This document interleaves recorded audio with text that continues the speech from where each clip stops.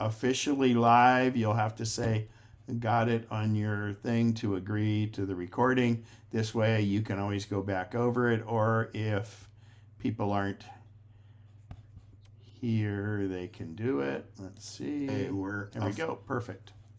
You All have a right. hand raised. Yep, I'm getting there. I'm getting back to my keynote. Thank you, Bob. Cheryl, go ahead. Need to unmute yourself. Cheryl, you need to unmute yourself. I'm sorry, I didn't mean to raise my hand. Well, we can lower it. There you go. All righty, so I've started recording, so that goes away. We'll do tonight. You know, there's there's 5 new items and stuff for us to discuss. So there'll be a lot of Q&A, I think, for that. But we'll pound through it. Kind of surprised we don't have that many people. But starting off, do we have any volunteer or member announcements? Anybody have anything to announce? Anything they're getting rid of? Probably a lot of iPhone 10s getting rid of now, or things. I am raising my hand. Okay. Go ahead. I have an Airport Extreme I would like to sell if possible. I'm trying to pick up the box and put it in front here. I used it in my other house. I've now moved from California to Oregon. I have a much larger house now and I needed something different than this. So it's slightly used, but probably. Oh, so that's the better of them because that's the taller one.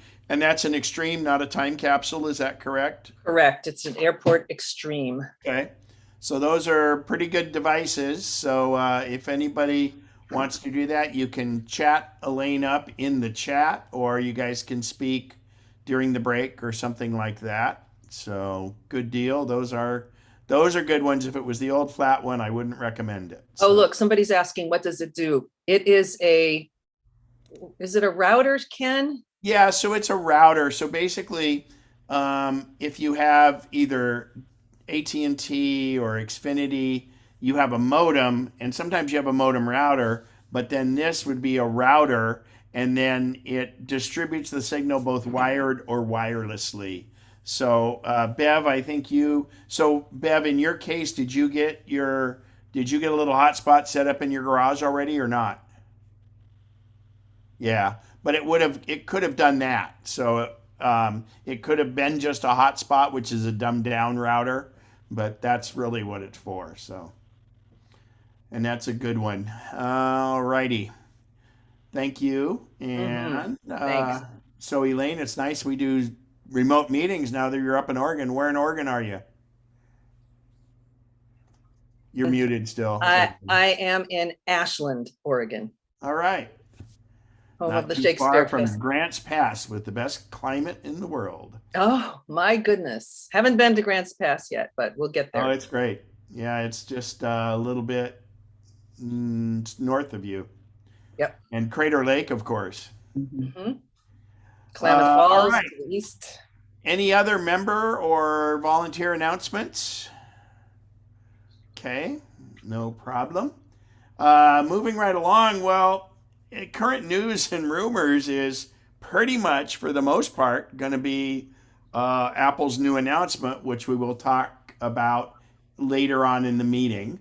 But before we get to that, what's been currently in the news is this. And every Apple device should be updated. Now, let's talk about the Mac first. If you're on Catalina or Big Sur, do the update. If you're on Mojave, don't upgrade to Big Sur if you want to stay on Mojave. But you go into your system preferences, software update, and there is a security update for Mojave. I'm not positive if it's out for High Sierra or Sierra. I'm not sure. If so, it would be in your software update. There is a theoretical security issue that I haven't heard of anything that's got compromised, but it's of such importance that it's definitely update all your devices.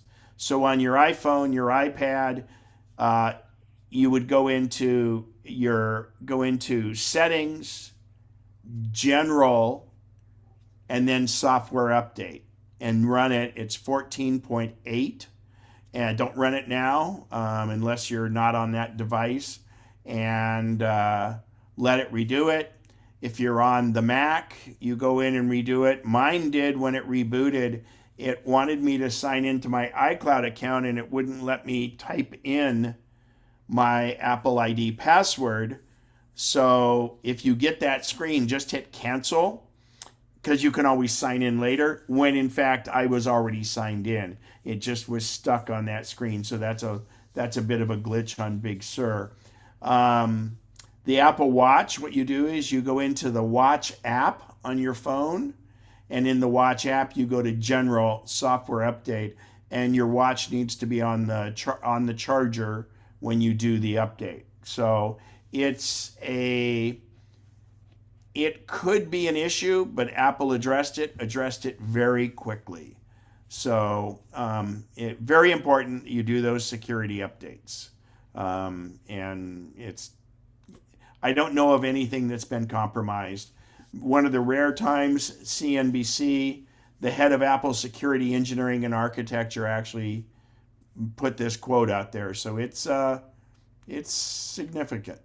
So, all right, back to this. Any questions on that, please? If there are, I can't see everybody's screen because I'm sharing my screen. Bev, go ahead and ask your question. I had gone on my Mac laptop into the Apple and systems, I thought, and it gave me an option to go to Catalina, which I didn't want to do, and then update Safari, but I didn't see anything else. Yeah. Well, what operating system are you running? Let me see if I can. Well, operating system, Mojave. Okay, if you're on Mojave, it may have updated the security. Does it say what version you're running? 14.8? Let me get out of full screen to go to my little Apple icon. I'm About getting. this Mac. Oh yeah. Wrong one. Sorry. I'm sorry, not 14.8.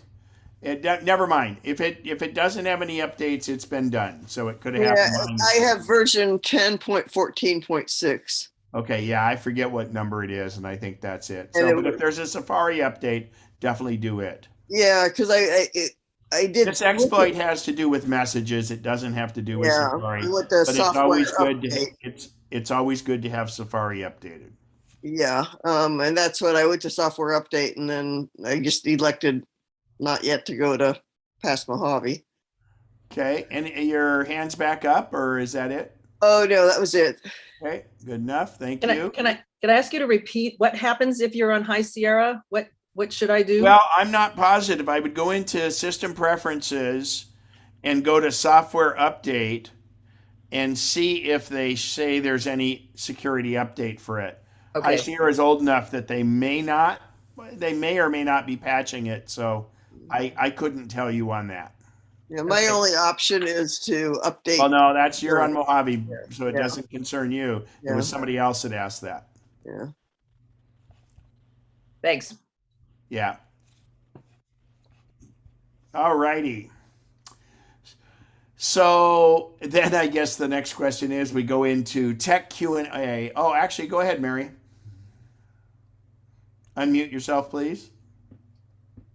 You'd think we'd remember. I'm on Mojave 10.16. So if I go into, can I update the security without updating? No, there's updating, but that's not upgrading. So click software update. Okay. I'm in preferences and it's spinning. So it Yeah. says checking for updates. So And it'll say upgrade to Big Sur. And then below that, you'll have something if it hasn't done it already. okay. Well, I don't have it on automatically update. So It's just the ball is spinning. So, okay. So it'll give me the choice of just doing the, It'll let you update Mojave, and there'll be, I think, three things on, if I'm not mistaken, three things on Mojave, and one will be Safari and the other. So, okay. Thank and you. again, your iOS devices, it's just pretty much a one-shot deal. Make Yeah. sure you have a pretty decent battery. Make sure you're on cellular, and just go ahead and do it. So, any other questions on that? Apple's being, I have a feeling that they have white hat hackers out there, and they find these vulnerabilities and they report them, and then so Apple, under an abundance of caution, said, let's go ahead and push this security update right away, so that if somebody else found out that wasn't a white hat hacker, what to do. So, Bob, you haven't read anything on it, have you?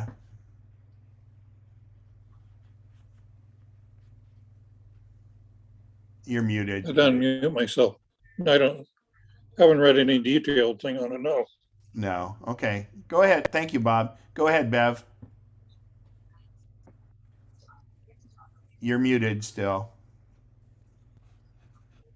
What I was reading was it was this Israeli group that has put out this special spyware that can basically attach itself, and a person doesn't even know their phone is being monitored. That's kind of a whole different thing. That's a okay. that's a tool they're using for other things, but Okay. it could be it's not to patch what they did, but it's that may have been an exploit of a vulnerability. Yeah, they said they'd known about it for like someone had been exploited like 6 months ago, and that possibly the window has been 6 months long. This was the New York Times article. Yeah, well, and you know how accurate they are sometimes. Yeah. It's not from Apple. Yeah. But anyway, if it bleeds, it leads. But anyway, all right. So I think we've got that pretty well. It's easy to do. It's wrapped up. So tech Q&A. So there were no questions in the Purple Mac. Does anybody have any non-security technical questions they want to ask? You can just unmute yourself. I can't see everybody's screen. In fact, I can do a stop share. Why don't we do this? Anybody? Looks like Homer has his hand up there behind you, Randy. Yes. When I upgraded some of the security issues on my phone, my watch no longer opens my iPhone. So I'm just wondering, can just surprise me. Send me that. I Googled this for you. Well, no, I don't know on that, but all I can recommend is what the normal thing would be. First of all, go into the setting on the phone and toggle it off and then back on. Okay. And then if not, do a hard reset on both devices and just Google hard reset Apple Watch and hard reset iPhone. I don't think it's anything resultant to that. It's just kind of some, because that's a kind of it's a security issue, but not this kind of security issue. So I think in the update, it just said, oh, let's be careful on something like that. Sure. Yeah, not an issue. Everything is working well. I was just at Safeway shopping with my mask on today. But when I went in, with my mask on, my phone wouldn't open with my Apple Watch. So it's your like, phone was locked. It must have been. It's Yeah. Anyway, don't want to take the time, but that. No. Hey, we got plenty of time, and that's fine, and that's a good question. But I would say that you can toggle it on and off on the phone. If that doesn't do it, you can just plain reboot either one. And if worst comes to worst, do a hard reset. And if worst case scenario it doesn't work, you can wipe the watch and reload it. Oh, okay. So hey, something maybe, Ken, for the benefit of all members is my Apple AirPod Pro only on the right Apple EarPod Pro only will charge to 80%. And I did get a replacement for both of my Apple AirPod Pros from Apple. So I got brand new. So they're brand new within 1 month, possibly 2 months at the most.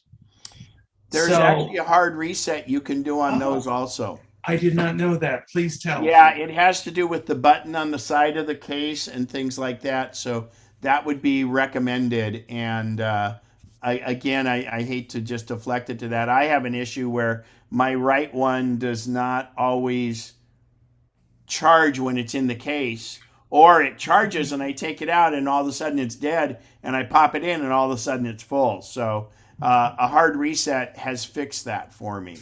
I will try that. Thank you. Thank you very much. You bet.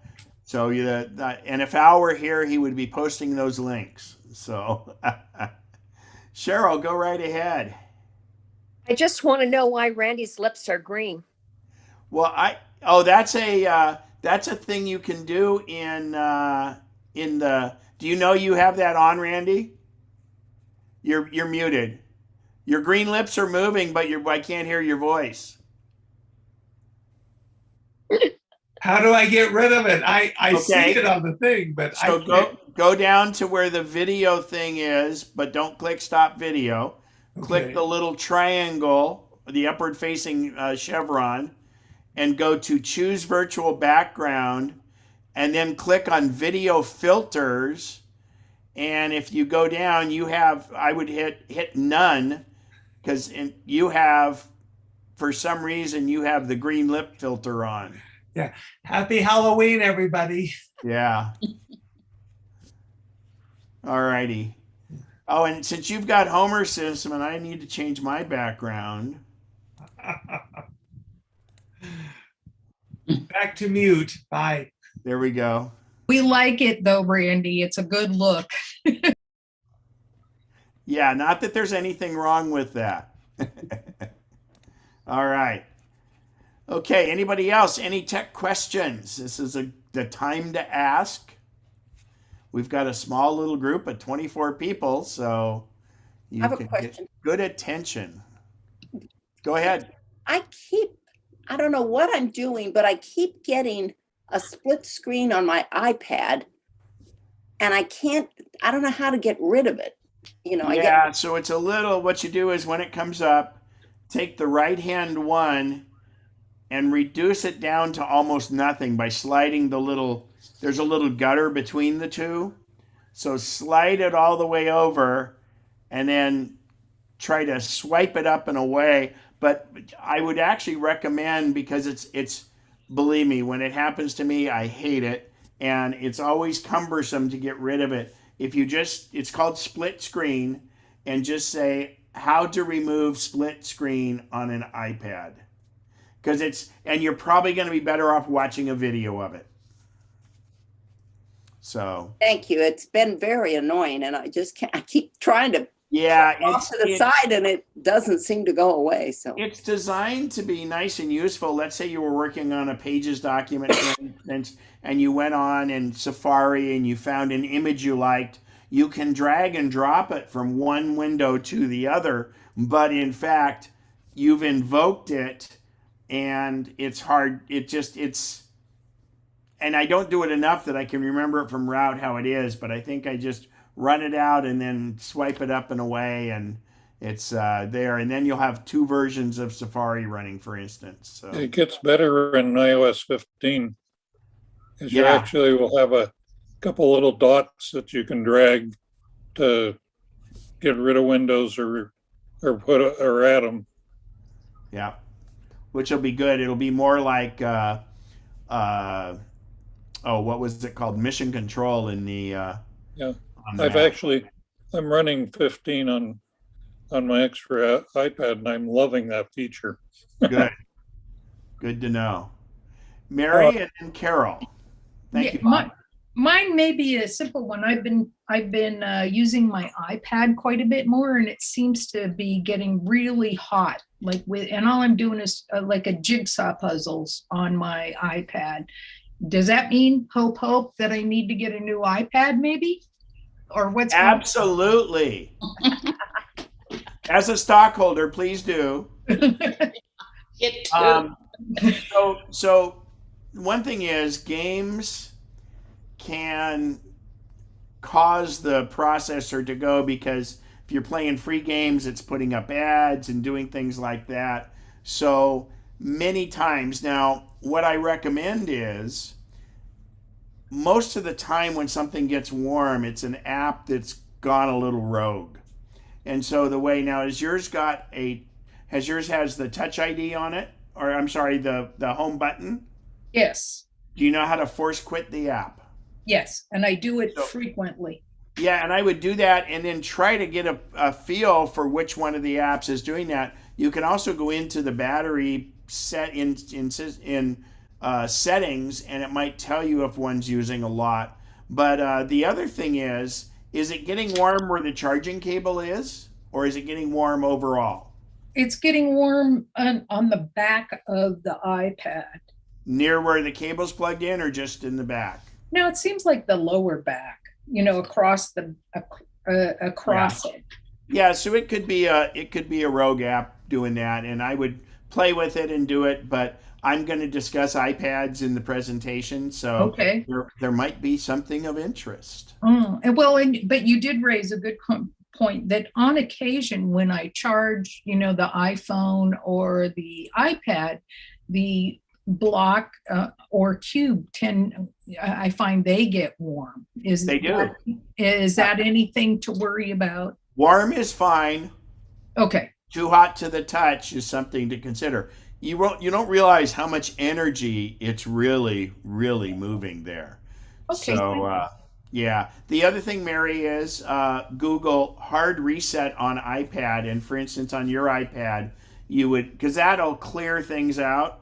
So you have the volume buttons. If we're looking at your iPad in vertical mode, Mhm. on the left-hand side are your volume buttons. On the right-hand side near the top, or at the top, is the sleep wake button, it's called.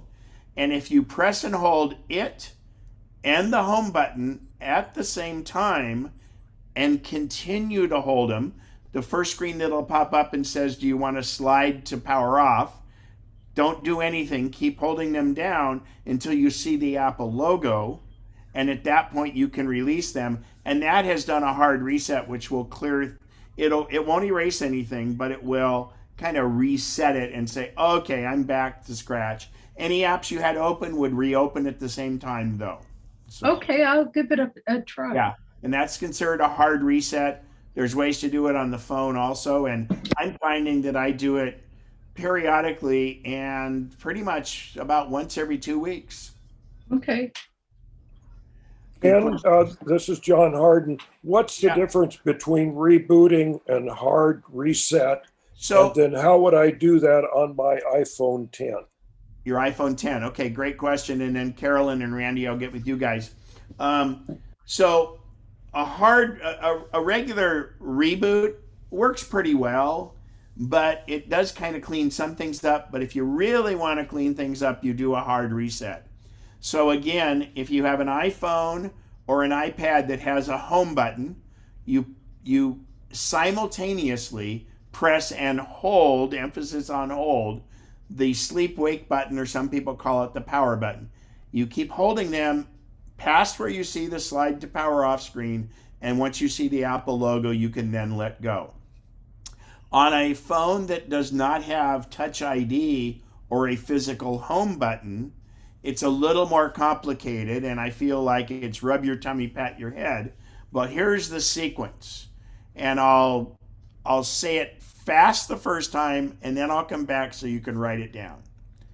You press and release the volume up button, then you press and release the volume down button, and then you press and hold the power button on the right-hand side again until you see the Apple logo. So again, it's press and release kind of quickly the volume up button, the top button on the left. Press then immediately press and release the volume down button, and then immediately go over and press and hold the sleep wake button and wait for the Apple logo. And that's a real good thing to do periodically. You know, in the old days, we always used to worry about hard resets, that you would lose all your stuff. You won't lose anything in these. It's just a really good way to reset things. And again, I do it periodically when things are heating up and things like that. All right. Did that help you, John? You got that? Yes, thank you. What was the difference between rebooting and a hard reset? Well, a hard reset is really a reset, where a reboot is kind of halfway there. So if you're worried about it, just do the hard reset. Okay, thank you. And I have a tendency to do that also after a software update. All right, Carolyn, go right ahead. Yeah, in recent weeks, I've noticed that, especially in pages and numbers, for example, I can't think if there are others. You've got one of the documents open, and I wanted to compare it to another pages or numbers documents, and it doesn't let you see both of them at the same time on my Mac we're talking about. And it's up in the menu bar where you can go back from one to the other. Is there a way around that you can see two documents? Yeah, absolutely. Now, when you switch between each document, do you notice your screens kind of go away like a slideshow and switch? Yeah, I mean, well, no, I don't know that they don't slide.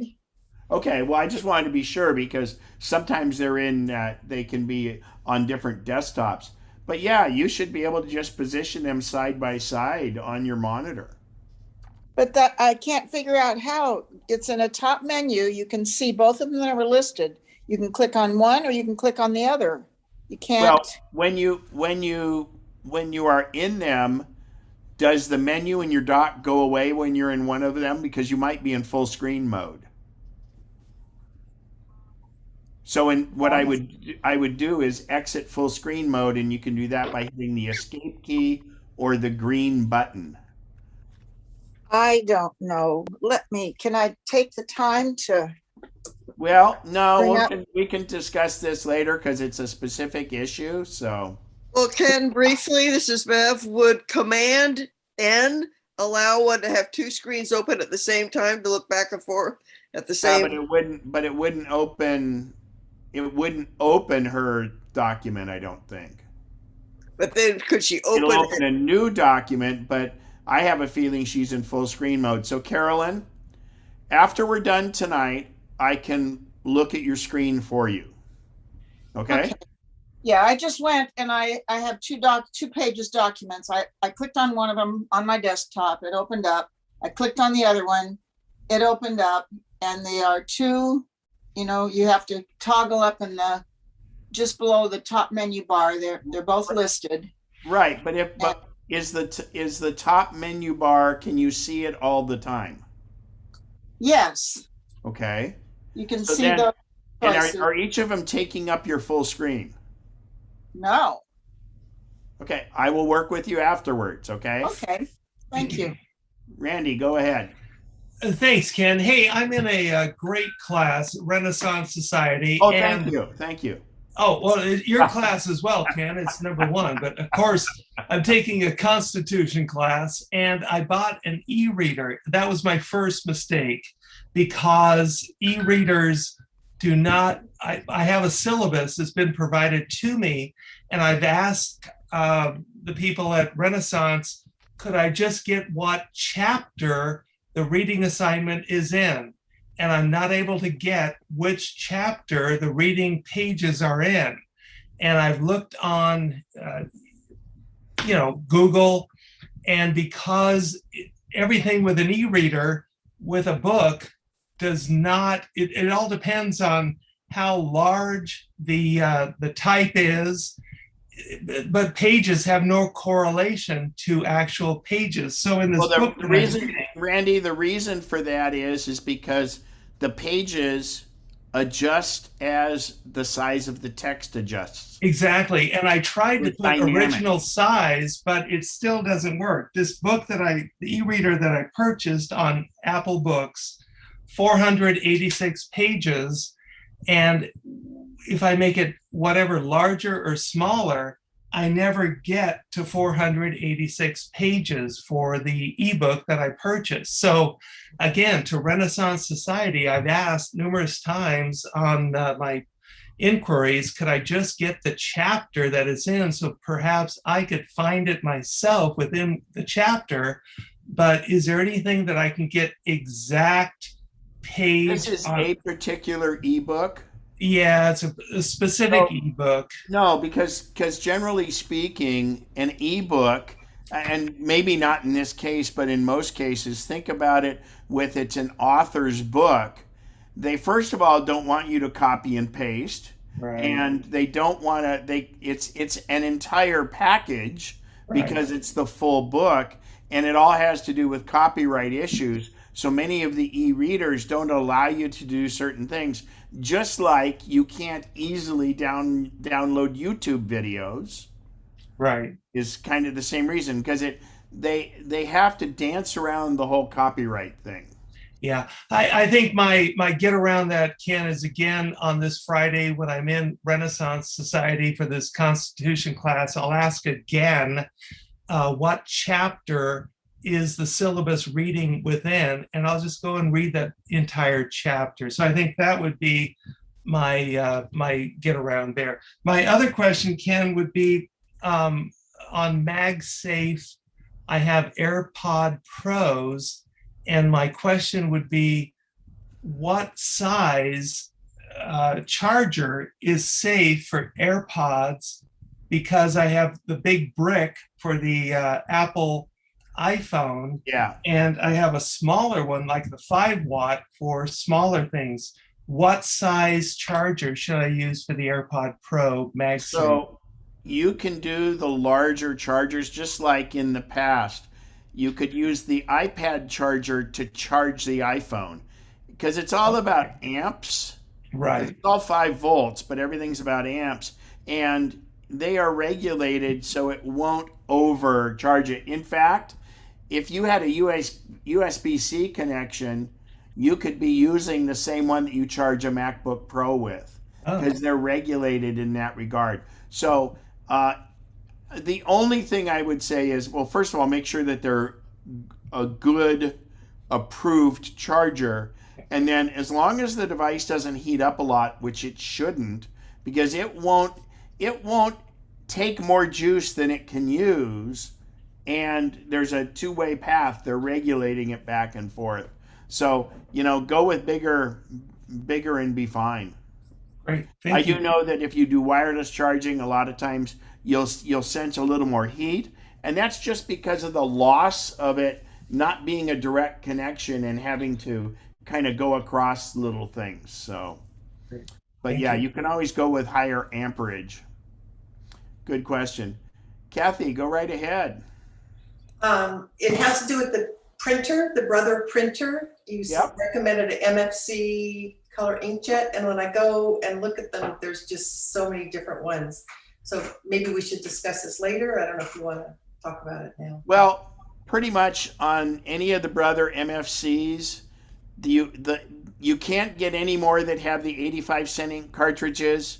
If you want the aftermarket cartridges for the ones that are out there now, they're about $3 each, which is still a lot better than the $30+ you would pay on the others. But I would go look for features and price, and any of the MFC, and then they use MFC even if it's a color laser. So just make sure it's a color inkjet when you're looking at them. And the first number that there is, if it's a 497, well, the 697 is better and the 897 is better than that. But that's all relative, and it may not even make much of a difference.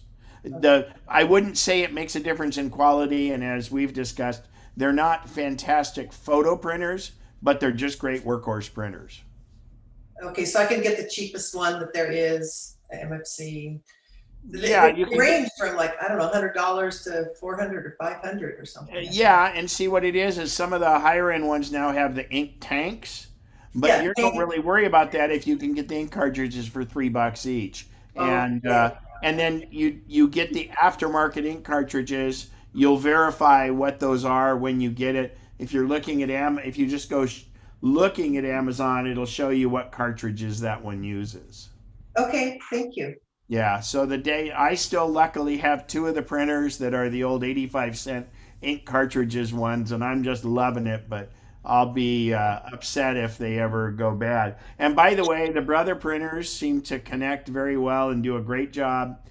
The only thing that ever happens is sometimes the ink, it's just not coming out on the pages, and you may have to clean the cartridges up to 10 at the most 15 times to clear them out, and then they work fine again. And it really doesn't make you feel too bad because you're only spending $3 for ink cartridges rather than 30 because the cleaning uses some ink. And no matter what your printer is, always leave it on, because your printer needs to occasionally go through. You probably hear your printer in the middle of the night sometimes cycle through, because that keeps the ink fresh. And so the printer itself uses very little energy. It uses about as much as a nightlight, but keep it on overnight. Keep it on all the time, and that way your ink cartridges won't get clogged up. Okay, thank you. You're welcome. Lisa, go right ahead. We have someone logged in as RS100650. So if you want to be part of the raffle, please give us a first name and a last name. Yeah, someone's logged in recently. RS100650. You can, if you're there, you can unmute yourself. We can change your name for you. Or if you're on an iPad, tap the screen and go up to the 3 dots and change your name there, or on your Mac.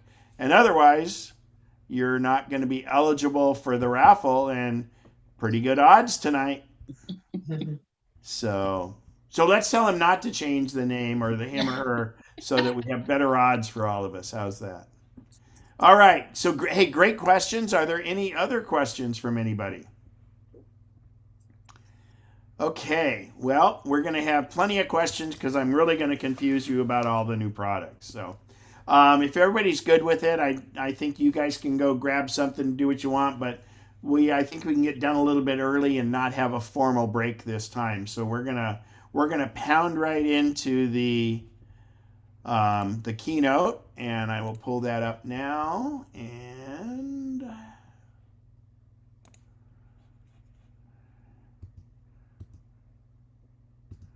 all right, so Tuesday, Apple held at 10 a.m. and I highly encourage you to go to apple.com and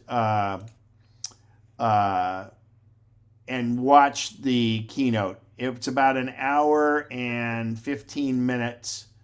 An hour and 20 or so, and it was fantastic. It's done very well, and there's some pretty technical stuff, but it really gives you a feel for what's going on. The event was called California Streaming, and there were 5 things they talked about, some more major than others, and we will go ahead and discuss that. Let me look at chat here. Okay, Raymond. Oh, okay, so I guess Raymond, you fixed it looks like. Okay, great. All right, so the California Streaming event, this was actually really nice, and it was neat because prior to them starting, this was kind of live, and this is a Sierra Lake somewhere up in the Sierras. It looks really cool, and they had birds flying in the back and stuff, and I think they were computer generated. So anyway, the California Streaming event. Well, it started off, and it was a surprise because normally this time of year it's an iPhone event, and iPhone takes center stage. And before that, though, they introduced a new version of the 10.2-inch iPad, which really hasn't been that long since it was refreshed. But this is a very capable iPad that uses the original Pencil, the Apple Pencil 1, and it's just, and it's a tremendous value. $329, and I would say once the back to school rush is over, you should be able to find this for $299 consistently. And it supports a smart keyboard and things like that. But it's very, very interesting. I think it's a great iPad. It's really they haven't changed any of the look and feel of it. And this is actually, this iPad, after the last update, it used to be 9.7 inches diagonally. It's now 10.2. So, and you co-host and stuff, if somebody raises a hand or something, please let me know because I can't see it. So, it actually comes with twice the amount of storage now. So for the same price, you're getting twice as much storage. Instead of 32, you're getting 64. It has on the right-hand side the A13 Bionic chip, which is very powerful. They have upgraded the camera significantly in these. So the newest thing in iPads, and this was only available in the iPad Pro and the iPad Air before, was center stage. What center stage is, it takes this very wide angle, 122-degree wide angle front camera on the iPad, and it allows you, let's say you're doing a FaceTime call. If you're walking around back and forth, it will zoom in on you and follow you, very similar to how a camera on a gimbal would be. Obviously, it's got limits on it, but 120 or 122 degrees range is pretty significant. The nice thing is, it all does this in software. So let's say you're sitting there talking and someone comes and joins you next to you. They would be in the conversation and the camera would zoom out to cover both of you. If you're trying to show something, doing things like that, it's really very, very amazing. And it's called center stage. And they show a good representation of that in the keynote. If we have time at the end, somebody write it down and remind me, and I'll show you a video on center stage. So that's the new iPad. It's kind of the old iPad, and it still has a Lightning connector, Touch ID, and pretty standard. They did increase, it's an 8-megapixel camera on the back now, and a 12-megapixel camera on the front. This made my day, made my week, made my month. I am an iPad mini user, and the iPad mini has always been, and I hope it's not politically incorrect, but it's always been the redheaded stepchild. It's the one that a lot of people use and love, but it's never gotten much love from Apple. Well, they finally gave the iPad mini some love. It is, it's amazing because it's a smaller iPad than the other iPad, but it costs considerably more than the other one. But they've really made it a powerful machine now, where in the past for doing certain things, I would have an iPad Pro for my photos and I have the iPad mini just to knock around and do other stuff with. Well, they've really turned it into a powerful machine. Starting at the top, the old one was 7.9-inch diagonal and it had a home button. They've eliminated the home button and they've reduced the size of the bezel. The bezel is that black area around the edge of the screen. So the footprint of this one is actually smaller. It's exactly the same width and it's slightly longer. So it's the exact same footprint, but just not quite as long as the Mini is currently, and it went from 7.9-inch screen to an 8.3, so you've got a bigger screen. It's got the square edges on it like we're seeing in the iPhone 12. We saw the iPad Pros, things like that. They've upgraded. If you get the cellular version is $160 more, I think, but it's 5G now. Instead of having Touch ID on the home button in the upper right corner, just like in the iPad Pro, the Touch ID is on that sleep-wake button. So you're able to just rest your finger there and it reads your fingerprint. The other thing is, instead of Lightning, the connector now is USB-C, and I'm happy to report it looks like that they will be shipping it with a USB-C power adapter. So the processor is 40% faster CPU, which is the brain, and 80% faster GPU. They've improved the camera, and this one also has the center stage camera on the front. So hopefully when I do, if we ever go back to live classes, it would follow me when we're doing that, when doing presentations. So the other thing is iPads are always done in horizontal, they're in landscape mode usually. They've put speakers on both ends. So the fidelity of the speakers is really top notch. And I mean, if I had to say anything, I would now call this the iPad Mini Pro, because it has got the features of the Pro. It uses the iPad Pencil 2, which is the newer version of the Pencil, and it's quite capable, and it's got all-day battery life. So I ordered mine as soon as the presentation was over, and mine is due to arrive on the 24th, if I'm not mistaken. So that was the iPads. So it was interesting. They went on and on about the new Apple Watch. The new Apple Watch is the Series 7. There was no pricing, and it will be available later this fall. I would say if you have an Apple Watch 5 or even an Apple Watch 6, I don't see a compelling reason for you to upgrade. The biggest difference is, again, we're talking bezels, so essentially screen size. On the left-hand side is a Series 6. You can see how the black ring around it before the casing is taking up more room. Well, you're getting more screen real estate on the right-hand side with the Apple Watch 7. Don't get me wrong, there are some increased performance, but not really a huge amount of new features yet. And so unless they have something planned before they release it in the fall, I don't see it as a compelling upgrade unless you're needing an Apple Watch. The battery life's better. If you're back with a 3 or even a 4, it would be time to upgrade. So I don't know that I will be. So what that leaves in the line now is you have the Apple Watch 3 is available for a reasonable $199. You have the SE for $279, and then the Series 7, which is $399, which is the same price as last year, starting at $399.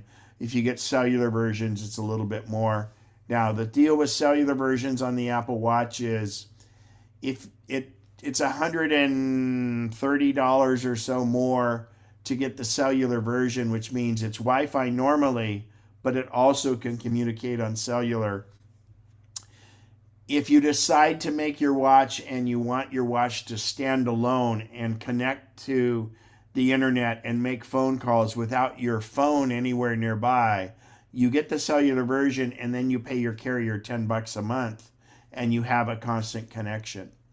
But what I do is I'm so cheap that I don't do the $10 a month, but I have it so that I buy the cellular version, because if I'm ever in a jam and my iPhone has died or my iPhone is lost or something or broken, I can still dial 911 even though I'm not paying for a cell service. So I pay the extra to have it on the Apple Watch. So, and as we're going along here, you guys, if you have any questions, don't hesitate to ask. We have plenty of time, and it's not, if you're thinking of a question, someone else maybe also. So, Mary, go ahead.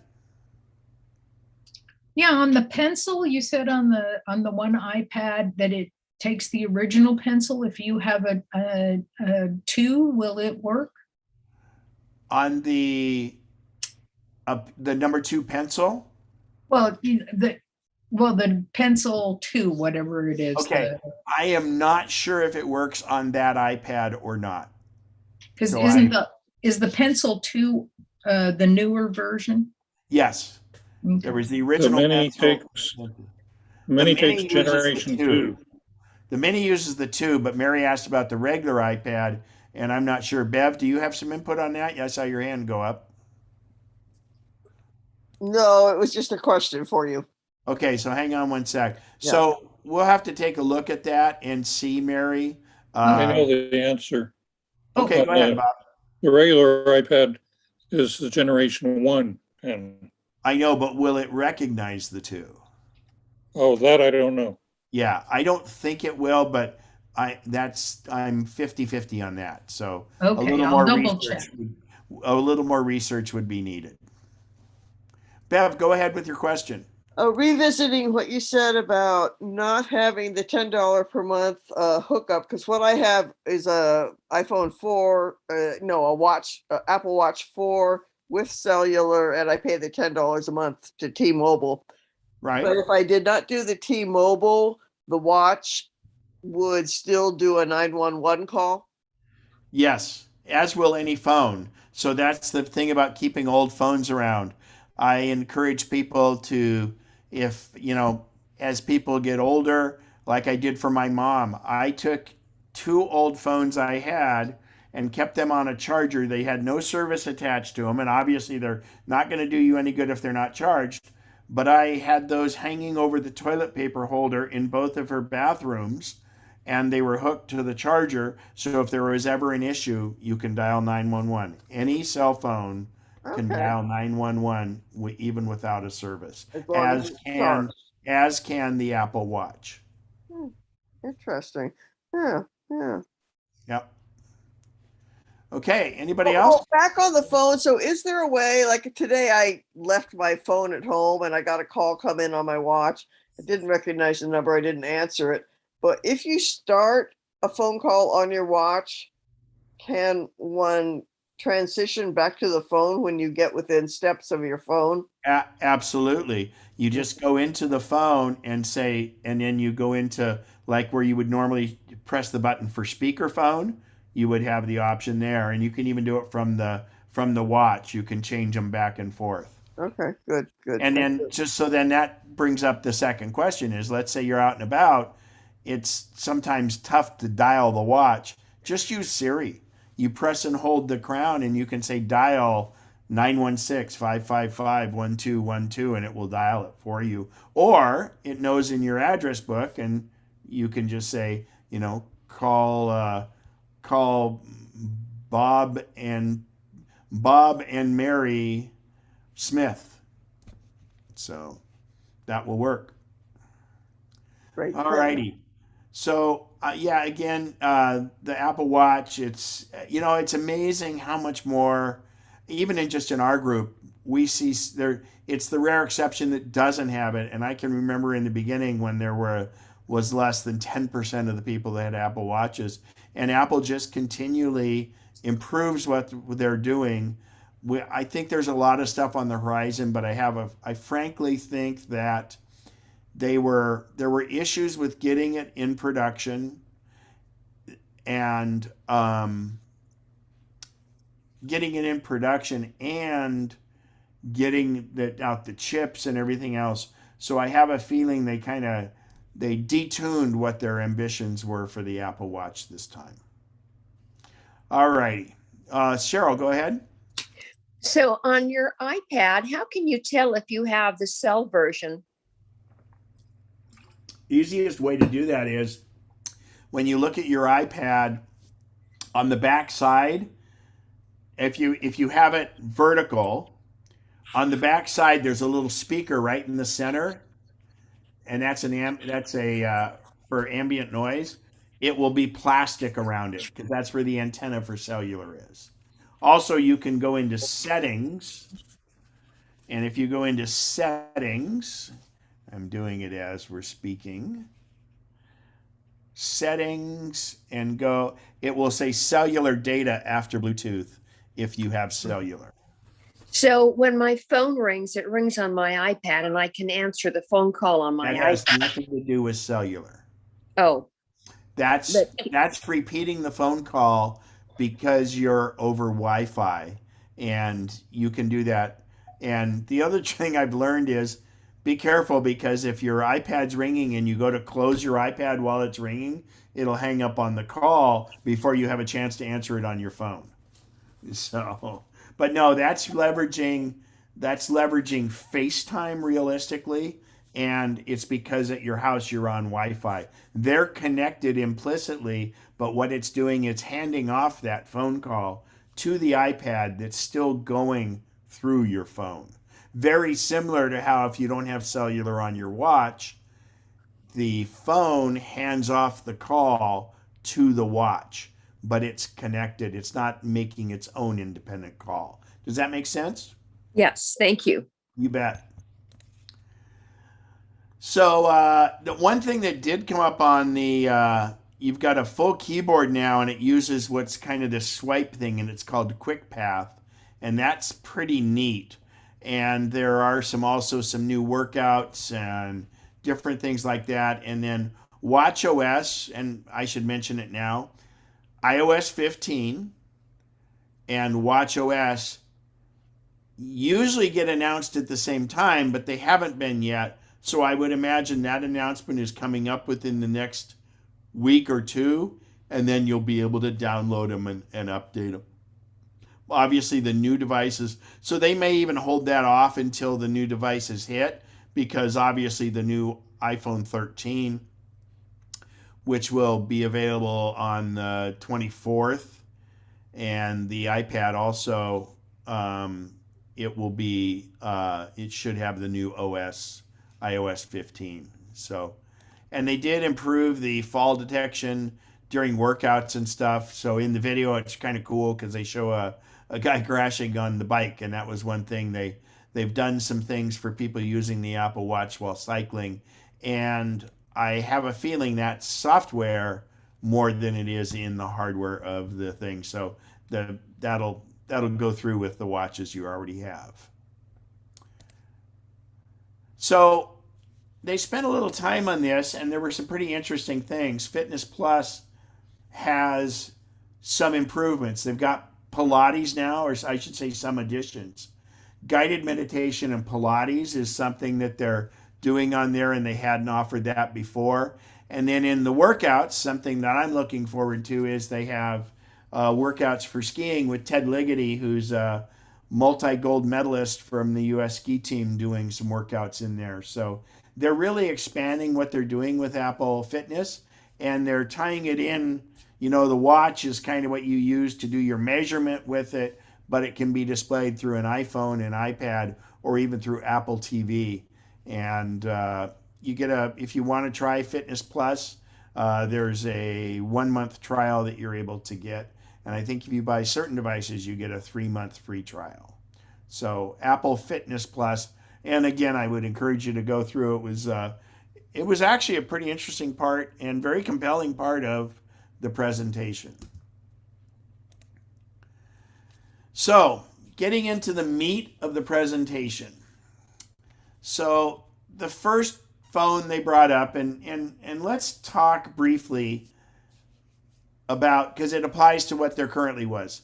This last year we had the iPhone 12, which consisted of the normal size 12 and the mini. And we had the iPhone 12 Pro, which was the normal size 12 or normal size Pro, and the Pro Max, which was big like the old Plus versions of the phone. And the way you want to look at that is there's a gap in there of between $200 and $300 between the 12 and the 12 Pro, just like there is between the 13 and the 13 Pro. They haven't really reinvented anything in this, but they've made some significant improvements, as they do every year. But the way I look at it is the difference between they're both the same chip and have essentially the same capabilities. The Max, the bigger one, is a bigger phone, and it's got a little longer battery life because it's got a bigger battery. The Mini is nice and compact and can put it away. But if we measure between the 12 and the Pro, and in this case the 13, the regular 13 and the Pro. The Pro has a nicer screen, not a huge difference, but it is a much better screen. But the big deal is it's got 3 cameras instead of 2. And when I get into the Pro, I'll explain the difference in there. But the way I like to do it, in fact, I just had this discussion with my brother 2 days ago. And when I'm traveling, I use my iPhone 80% of the time, and I use my professional camera only about 20% of the time. It used to not be that way. It used to be 80% of my shots were done with my big camera and 20% with my phone. But now it's this way. So for me, because I'm trying to capture photos, and I would say the difference is snapshots versus photos. The Pro has better cameras because of the extra lens in it for doing landscape and things. There's nothing inadequate about the non-Pro. It's very good and very capable.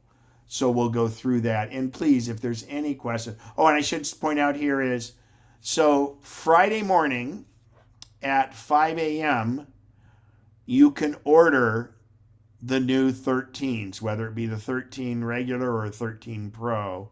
And then delivery will happen starting, and if you get in right away at 5 a.m., you would either get your phone delivered to you on the 24th, or there's an option that we didn't have last year, like I did for my iPad mini. I can go over to the store and pick it up, and it actually put in a time when I can pick that. And I prefer that rather than waiting around for FedEx to deliver it during the day. So again, 5 a.m. Friday morning, the 17th, and then available the following Friday is when you would get it. So the iPhone 13. Now remember, the 13, as you can see on the left, the mini is a 5.4-inch screen, and the regular 13 is the 6.1-inch screen. The specs, the cameras, everything is the same except the size. The colors are the same, everything else. So they've improved the screen. Nits of brightness is a big deal so that you can see things out in the bright sunlight. They've improved the HDR. HDR stands for high dynamic resolution. And that's the depth of the colors. In fact, on the right-hand side, you can see how the colors, like in the sequin top that she has on there, the colors really pop. So HDR does that. It can make the colors pop, but it also makes the colors more true. It gives deeper depth to everything going on, and it's automatic how it adjusts, and it adjusts for light. The new screen is better, and it's a custom LED screen, OLED, excuse me, which stands for Organic Light Emitting Diode, and it's a very, very capable phone. There's nothing negative about it. They're all using the new A15 chip, which is an amazing chip. This has as much power as, it actually has twice as much power as the Google Chromebook laptop. And they're hugely powerful, but they're very miserly on battery use and on heat. I found this amazing. It's hard to really wrap your head around the fact that inside the A15 chip there are 15 billion transistors. Now a transistor is solid state, so you go back to the old days of tubes and fuses and stuff. Well, basically every little transistor is a little gate, and it's either on or it's off. Well, there are 15 billion of those. And not only are there 15 billion of them, they can change their state in microseconds or nanoseconds. So a 6-core CPU. 6 cores means it's 6 times the amount of cores working. So you have not really 6 times the amount of performance, but you probably have somewhere on the probably around 4 times what the performance would be.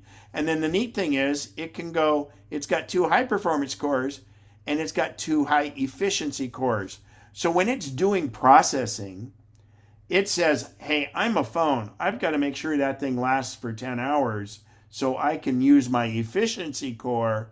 And then if it's really something that's computational, I can use my high performance cores.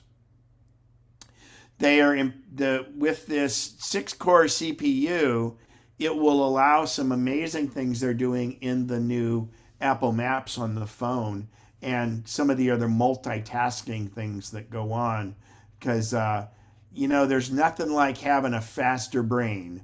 And that's what that really is a faster and wider brain.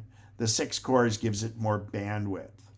To be able to go through and analyze your photos and go through and, it's constantly analyzing your photos, and it'll say, oh, I know that's a picture of a car. I know that's a picture of a mountain. And that stuff is all happening inside the phone with this 16-core neural engine. It's impressive. But the other thing is almost 16 trillion operations, which means calculations, operations per second. I don't know what to compare that to, but that sounds wicked fast. So the other thing is, and hang on, this name always escapes me. It's called iPhone Live Text. And this is an iOS 15. This isn't specific to the iPhone 13. But what Live Text does is, in this case, you can see in the background, and it's kind of bokeh out there, Stott and Schaefer is the name on this sign up there.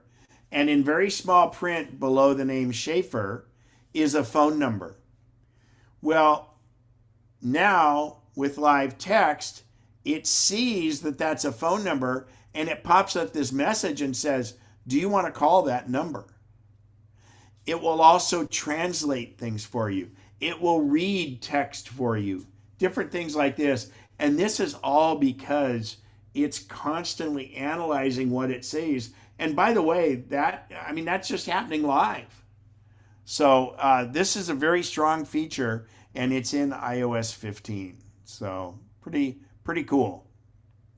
Here's all the specs on the A15. And remember, the chip is the same in the iPhone 13 and the 13 Pro.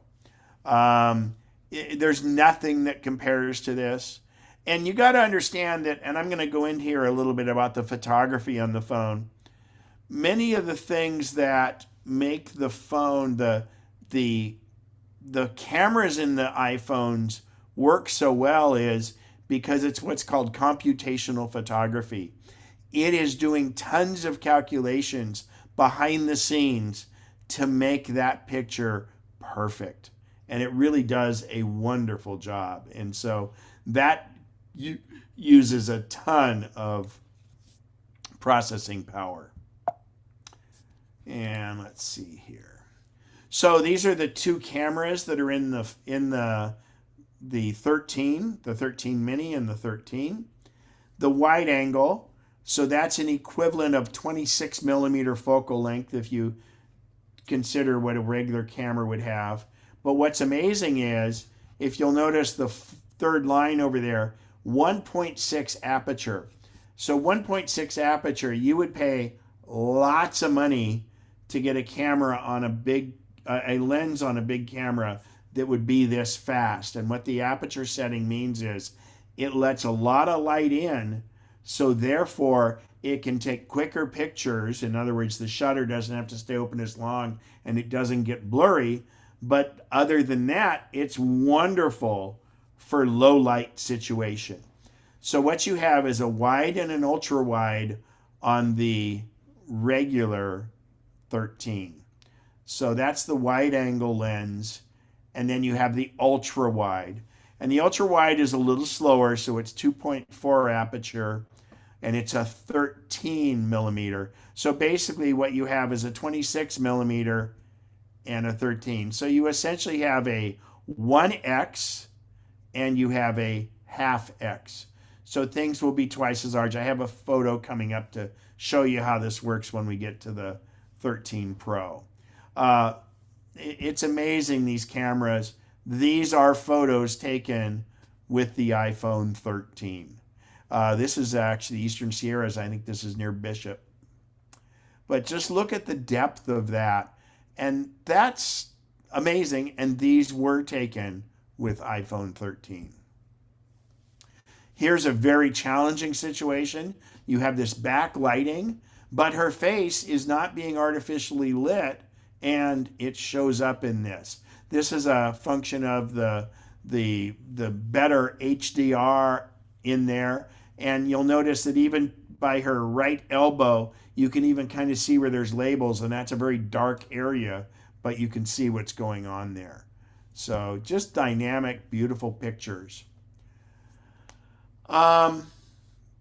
There's a new thing called cinematic mode. If you don't do many videos with your iPhone, you're gonna want to, because this thing's incredible. I do have a video I'm gonna show you in a little bit using the cinematic mode.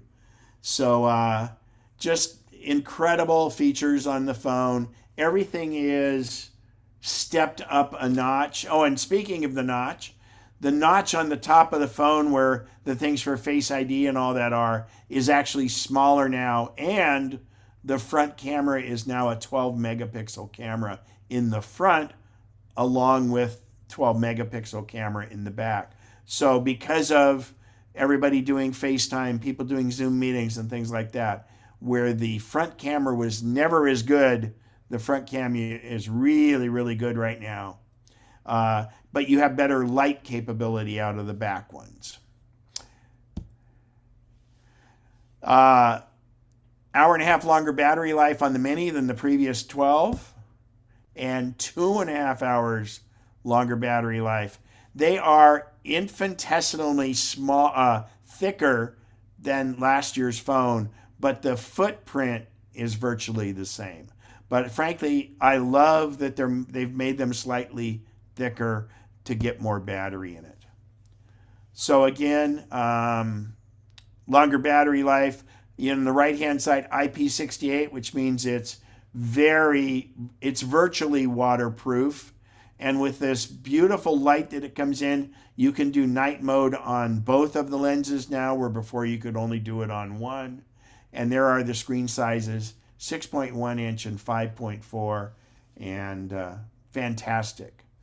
So that's the 13, and I'll move to and this is it. So this is what the camera bump looks like. They've changed it slightly. And the pricing, $699, starting at $699 for the 13 mini and $799 for the 13. And there's some new colors out there too. This is Stardust, I think they call it. So from there we move to the 13 Pro. And the biggest difference is the camera. You get an extra lens. The other two cameras are virtually the same as what you've got on the regular 13. Actually, they are the same. And you do get a little bit better screen. But the lens is a big deal, which I'll go into here. Oh, by the way, there's also now a 1 terabyte version. If you start to run low on space, you can buy. And I always say when you look for the space on a phone, don't think about what you need today. Think about what you're going to need 2 years from now, because there's no way to increase the space on a phone. So that's a beautiful shot of it. They've done some incredible metallurgy to make this new blue color, and they've got ceramic impregnated in it, and pretty awesome. And it's the biggest camera advancement ever. But they say that every year. But I think in this one, it's pretty substantial. So first and foremost, I'm really excited about this. Previously on the iPhone 12 Pro, if you had the regular 12 Pro, the telephoto lens was 2x or 2 times optical zoom, and the 12 Pro Max was 2.5 times both of them now, the Pro and the Pro Max in the 13, are 3 times optical zoom. So that's a huge thing if you're taking a lot of photos, especially landscape photography. So that's the additional lens that you get between the regular and the Pro.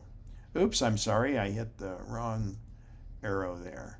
So the ultra wide is better than it is on the 12, but it's a 1.8 aperture, and so the other one was a 2.4, I believe. So what they've done is it's expensive to get a lens that can put more light in. So they know that the Pro phone is for somebody that's not just taking snapshots, but really wants to take photos. So they put a lower aperture in this to let more light in. And then this 1.5 aperture is pretty amazing on, and that the low light situation on this wide lens for when you're in a low light is 2.2 times better than it was in the 12 Pro Max. This is just a great shot that I found that I really think it's interesting. So you have 6 lenses, and then the covers and everything else on that. And remember, these phones have image stabilization in there and all kinds of stuff going on. And this thing, you know, we throw it in the glove box of our car and we throw them around and everything else. And it's amazing what they do. And you think about how small this stuff is, and it's just amazing. So the other big feature in the Pro is it will now do macro photography.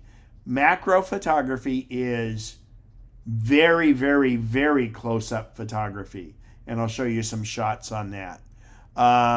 It also does ProRes video. You have to get the 128 gig or better for that. If anybody does much video editing, you know what ProRes is. Otherwise, it's not a big deal to you. Again, same kind of water resistance. They've improved the battery life. It does have ProMotion. What ProMotion is this thing where when you're scrolling on your screen, the chip, if you're scrolling fast on your screen, the chip will know to do a faster refresh on the screen. Or if you're scrolling slow or there's not a video on there, it will do a frame refresh rate that's slower, so it uses better battery life. They're all MagSafe, etc., and pretty amazing. These are some shots from the 13, and this is just to give you a perspective. So on the right-hand side, I don't know if it's big enough for you, but this is the wide angle lens. So that's the middle of the lenses. So the lenses are wide, ultra wide, and telephoto, okay? So 77, 26, and 13. And I'll go back to that shot. Ken, going back a couple shots, I saw LiDAR. Yeah, so the iPhone 12 Pro came with LiDAR. What LiDAR is, it's the big name, it's the thing they think they need in self-driving cars. But in this case, what it does is LiDAR is a laser light that goes out, and if you look on the lower left here, we have the flash. Well, it can send out a LiDAR beam to give you the exact focal length or focusing of what you're going to see. So what it does is it's another parameter that the computational photography uses to make the photo be super clear. And the other thing is, you know, we have adjustable bokeh, so it can it'll capture more of the picture more accurately, because everything's about focus. And that helps everything focus in low light. Thank you. You're welcome. So this is the 13 Pro. These are all taken with the 13. This is the wide lens. And, you know, that's tough. You can see the hair right above her eyebrow and things like that. And then the reflection of the light on the nose ring and things like that. This is a very tough light situation, and only because you have really good amount of light that can come in are you going to capture this. And I should mention this, it is rare, very rare on an iPhone that you should ever need or use the flash. Keep your flash off, because the problem is a flash only works for 3, at the most 5 feet. And if you're at a concert and you're taking a picture and your flash goes off, the camera thinks it's going to light up the whole place. Well, your flash doesn't go that far. So suppress the flash. You will get better results because you have very fast lenses on the phones. Very rare that you need the flash. This is another one. This is the ultra wide. So you'll notice it's a little bit more of a wider room, and it's capturing the light coming in from the window. And actually there's another light because you see shading there. Oh, it's the light behind the pillow on the right there.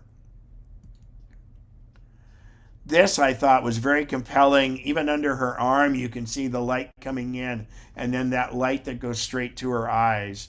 And you know, they always say photography is about light, and this really shows it. So this is again the wide angle lens. And you know, these are professional photographers. They know what they're doing, but these were taken with an iPhone, and it's my understanding they are untouched afterwards.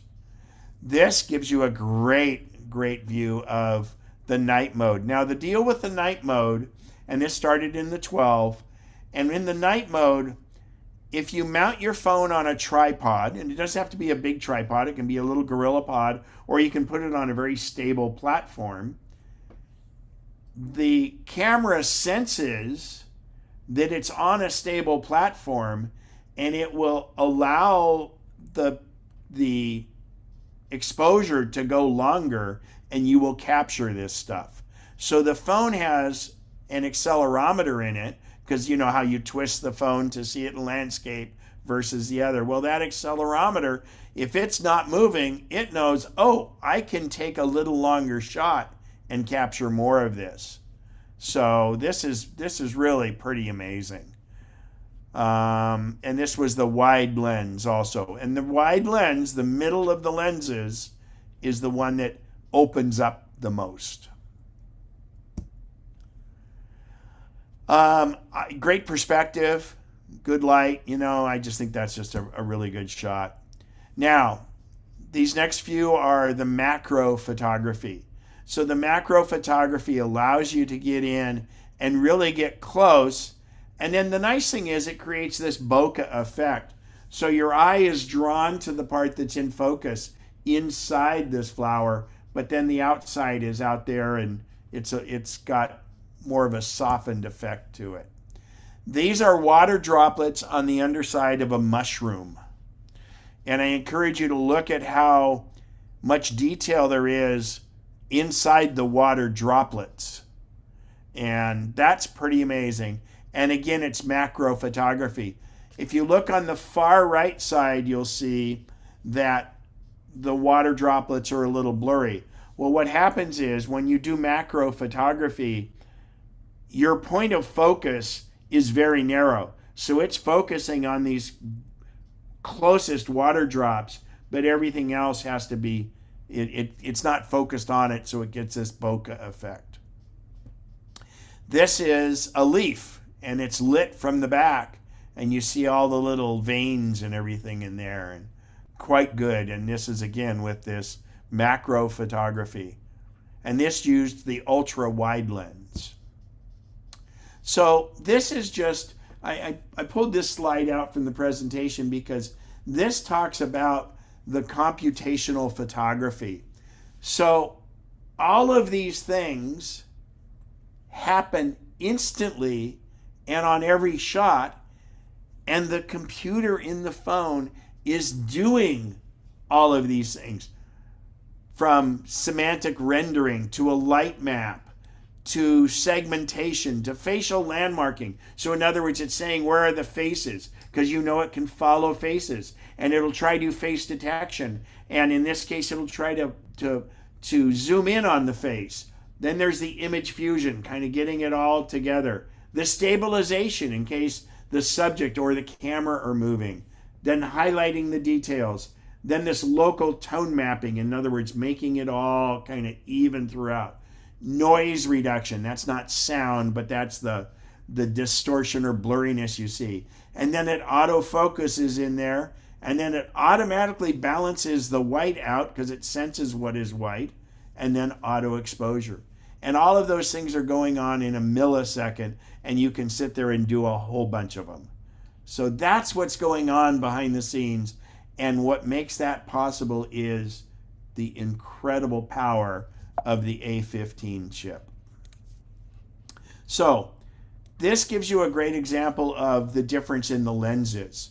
So the telephoto on the right is only available on the Pro and the Pro Max, but the ultra wide and wide would be on the left.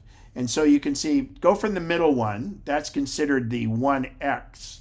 So that's what the normal shot would be. To zoom out, you would use the ultra wide, and that's 1/2 X. And remember, this is just to give you relative things, because if you were taking a landscape shot, there's so many times when that's the better shot. It's just in this case, they're trying to show you the difference of the person. Obviously, you wouldn't use that way. The telephoto on the right is considered 3X, or 3 times as close as what the middle one was, the wide. So again, from the left, 0.5, 1, and 3. And that's the difference. And the non-Pro version of the phone just offers the 2 on the left. Okay, so let's go from there to, all right. So I'm going to show you this video, and then we're going to talk about it. It's like a 3-minute video, and this to me was one. Oh, Cheryl, go ahead. What's the price on that Max, the Pro Max? We'll have them up here in a minute. I've got a chart with them. I have to tease you first, right? There was a price at the very beginning, but I'll show you. I've got a price with all the different models. Great question. All right, so I really like this video. So we'll listen together, make sure the volume's on. Now let's switch to video. iPhone already has the highest quality video in a smartphone. And iPhone 13 brings a brand new feature, cinematic mode. Now over to Johnny to tell you more. Filmmakers have used focus changes to tell engaging stories for decades. It's a technique called rack focus that requires skill, planning, and creative vision. You've seen rack focus used in all your favorite films. It brings a whole new dimension to storytelling. Well, we're bringing this capability to iPhone in a simple and intuitive way so you can capture cinema-style moments even if you aren't a professional filmmaker. And guess what? The movie clip you just saw was shot on iPhone, and we'd love to show you more.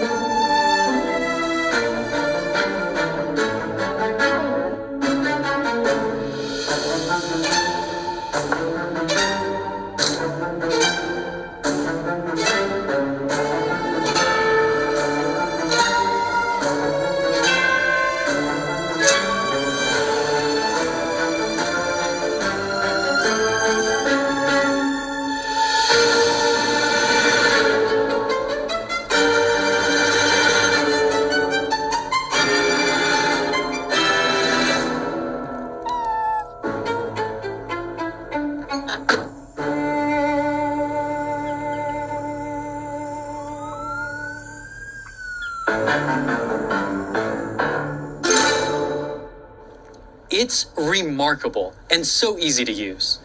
Just start recording, and cinematic mode will hold focus on the subject, even when they're moving.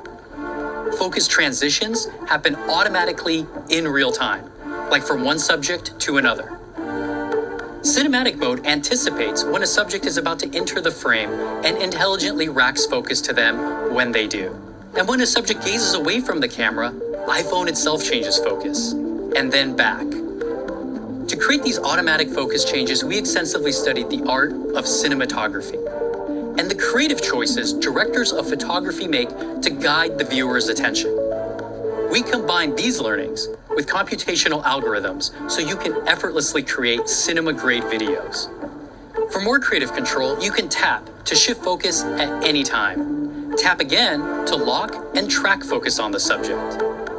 Cinematic mode shoots in Dolby Vision HDR. This is enabled by our Apple custom sensor and the incredible power of A15 Bionic, which creates each frame in Dolby Vision live while you are recording.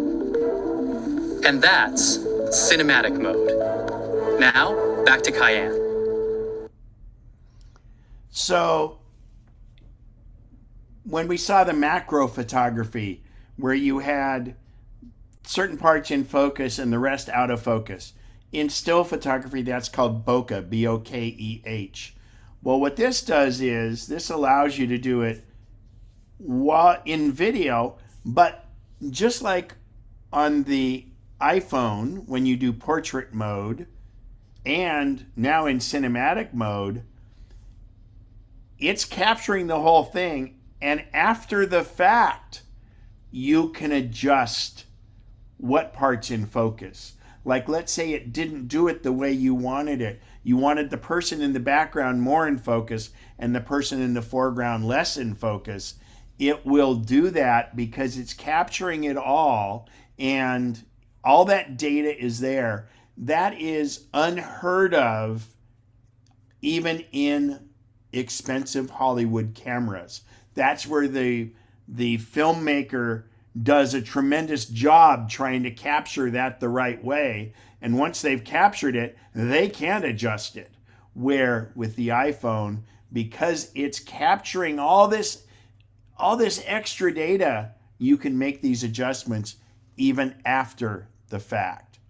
So to me, that was phenomenal, and it's amazing. And just that the stuff that Apple does, you know, there's such creative people in there, and you have to have the computational power. And cinematic mode is available in the 13, both models of the 13 and both models of the Pro. So it's not just a Pro thing. So pretty wild. And it's available with all three of the lenses or the two lenses on the regular one. So pretty amazing. And it's just, again, there's so much they can do when these chips are that powerful. Any questions on cinematic? Let's see if there's any. Okay, so we'll go on from there. Again, you get pretty much the same increase in battery life as the previous model. Just like the regular 13, it's slightly thicker, which is a good thing. So 2.5 extra hours on the than the 12 Pro Max on the new 13 Pro Max. This is the price on the Pro versus the regular. And again, I would say that if the quality of the photo, or that you don't want the longer lens, the 12 is fine. You don't have to go to the Pro. But you know, it's one of those things where that extra lens makes it so you might capture stuff farther away. So here's between them all, and you'll notice that the sizing between it's interesting. So the iPhone SE is still available. I'll go from the right here. It's a 4.7 inch screen, and to save money, it's only got one camera.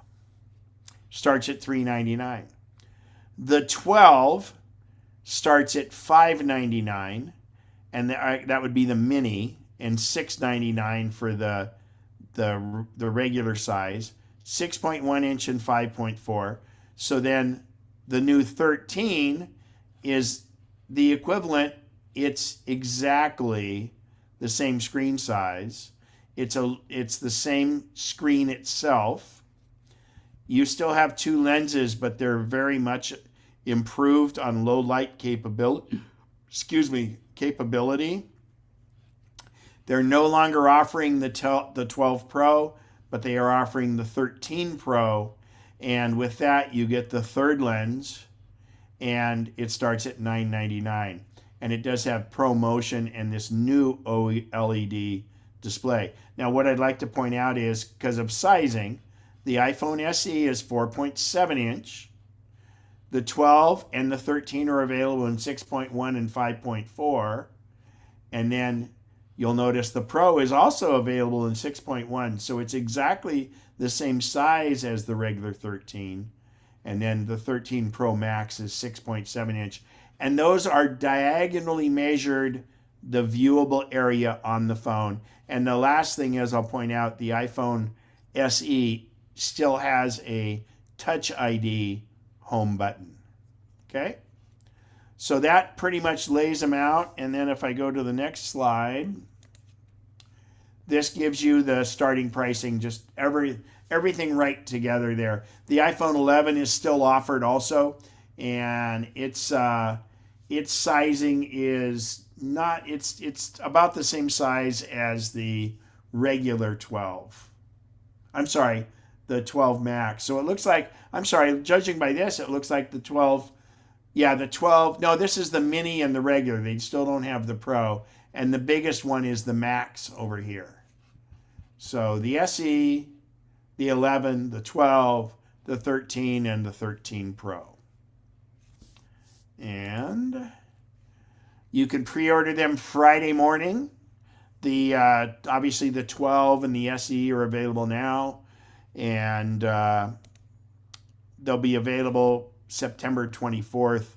You'll either can pick them up in the store if you order it on Friday early enough, or it can be delivered to you. And that's it. Ken, So, I have a question. If you bought one of these phones, how would you learn how to use all the features? There's phone no do you have owner's now? manual. What phone do you have now? I have an iPhone 10. It will work just like the one you have now. But the majority of the capabilities that I showed you in there are automatic. Now, cinematic's a little different, but it operates no different. And in fact, the other beautiful part is it's so easy to transfer your data over from your old phone. So it's, I would say cinematic mode would be the only thing, and that's just a little feature button. But remember, everything they showed you on there was pretty automatic on the cinematic mode, but you can do it. But now, and there's a little, in fact, I always recommend if you go to help.apple.com/iPhone and you download that on your phone, it's a user manual, and that user manual is updated when the OS comes out. iOS 15 is going to be a little different than iOS 14. So while the phone itself functions virtually the same, even your old phone, if you brought it up to 15, would be a little bit, it would be a little different. So don't be intimidated by it. And yours is what'd you say? It was a 10? Yes, it's a 10. What was that program you just mentioned to get help on So those things? if you go into Safari and you go to help.apple.com/iPhone, it should bring up Control Center. Let me see if that works. Help.apple.what? .com So /iPhone. Yeah, I don't know. Does it give you a thing that looks like a help screen? I can't, since I'm not on my iPhone. Well, hang on. Let me go on my iPhone here really quick. Because this is a great thing.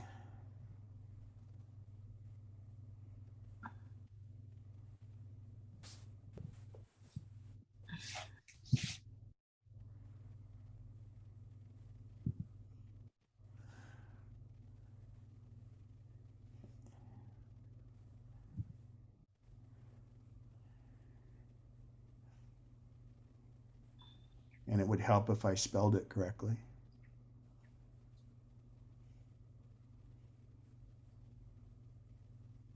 And Ken, do folks have like YouTube videos on how to use the Oh, iPhone? absolutely. So yeah, so if you go to help.apple.com and slash iPhone on an iPhone, or help.apple.com slash iPad, you go to a website.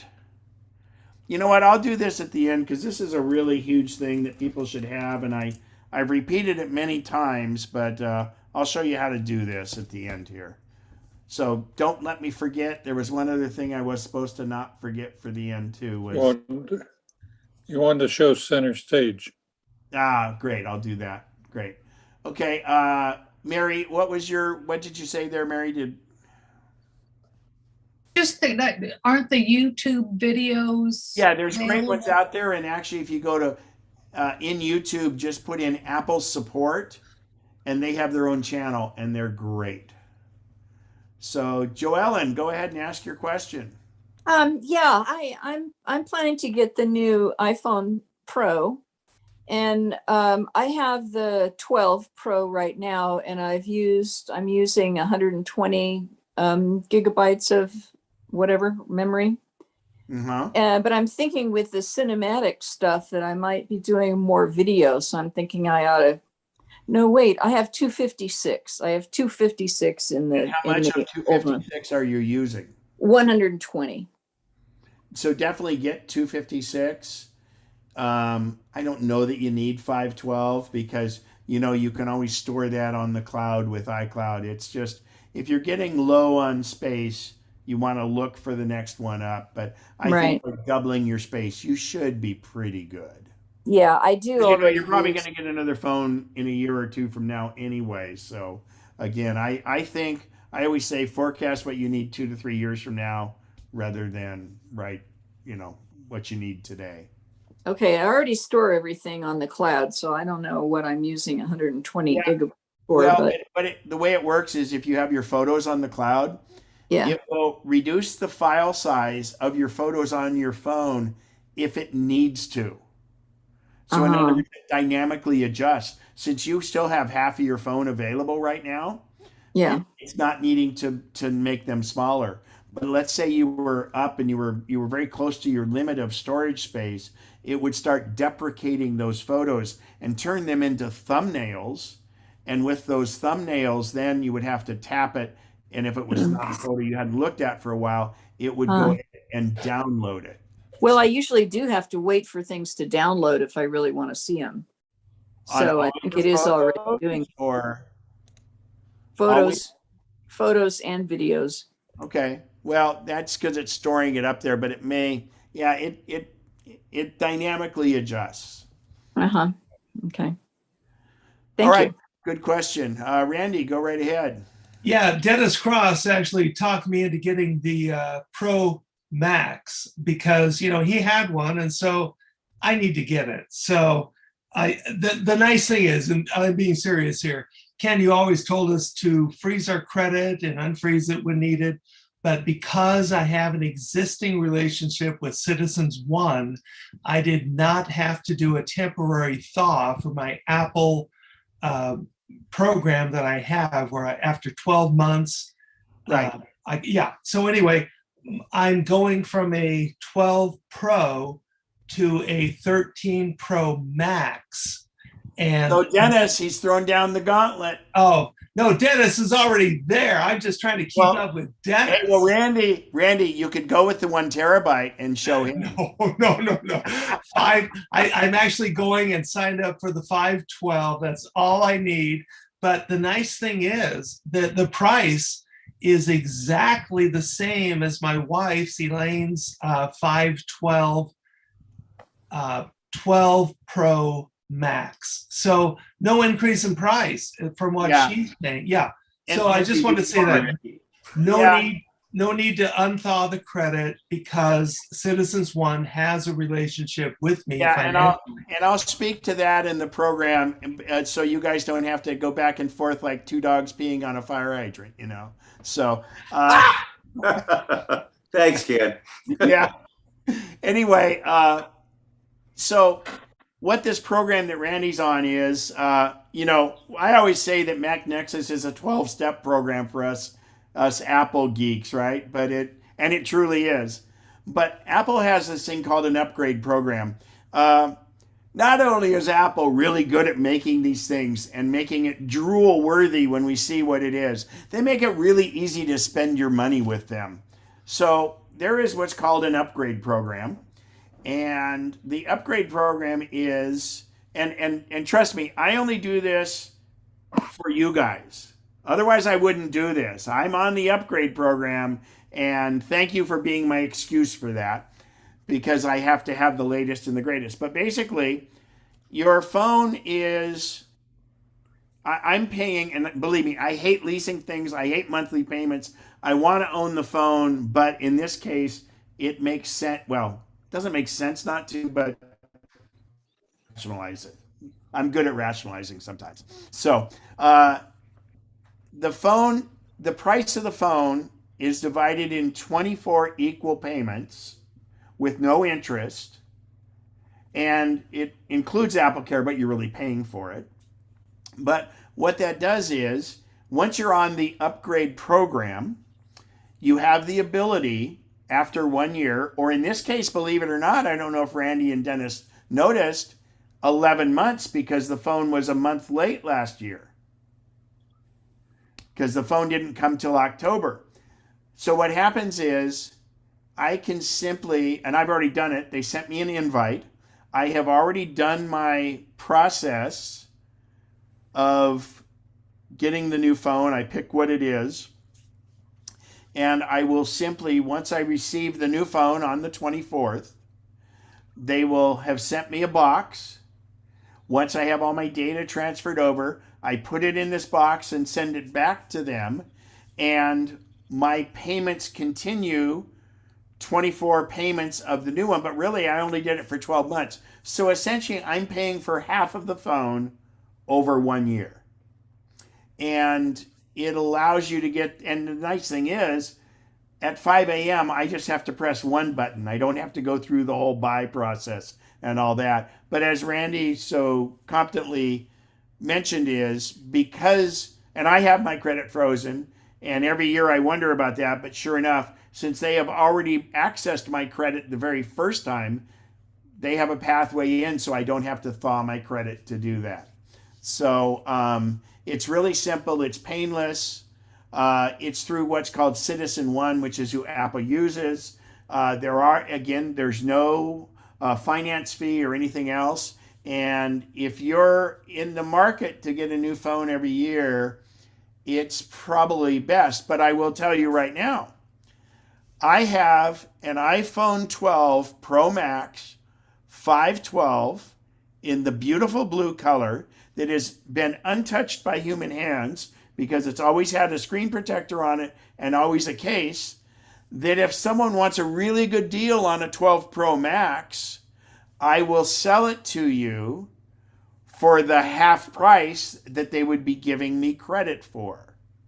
Now, I make nothing on that because it's really simple for me to put it in a box and they will essentially get half value. But I'm saying that's out there if someone wants that. And it does have Apple Care for another year.